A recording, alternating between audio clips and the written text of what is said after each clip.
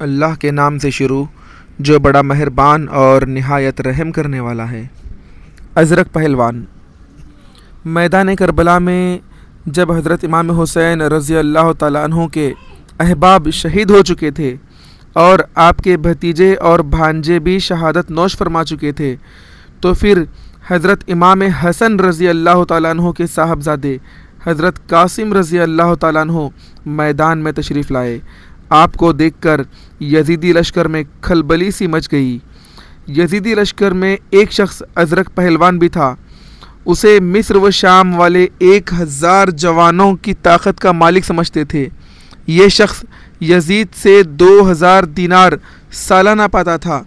کربلا میں اپنے 4 طاقتور بیٹوں کے ساتھ موجود تھا۔ اب حضرت امام قاسم رضی اللہ تعالیٰ عنہ میدان میں آئے تو مقابلے میں آنے کے لیے کوئی تیار نہ ہوا۔ ابن سعد نے ازرق پہلوان سے کہا کہ قاسم کے مقابلے میں تم جاؤ۔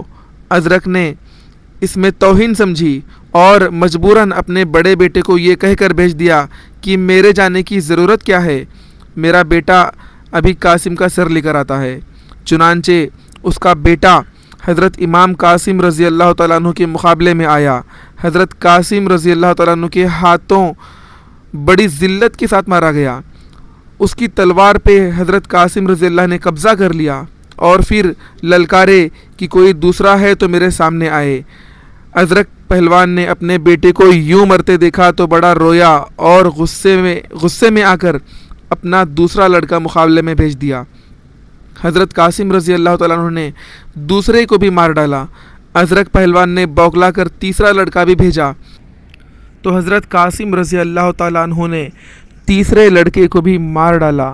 اب تو ازرق کی آنکھوں میں اندھیرا سا چھا گیا اور غصے میں دیوانہ ہو کر خود میدان میں آ گیا۔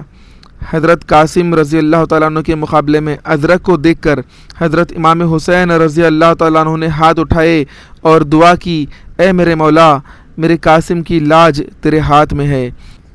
لوگ دونوں کی لڑائی دیکھنے لگے۔ ازرق نے پے در پہ 12 نیزے مارے۔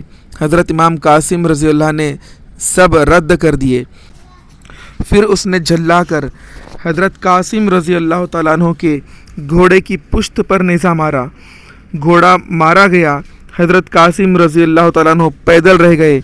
حضرت امام حسین رضی اللہ عنہ نے فوراً دوسرا گھوڑا بھیج دیا۔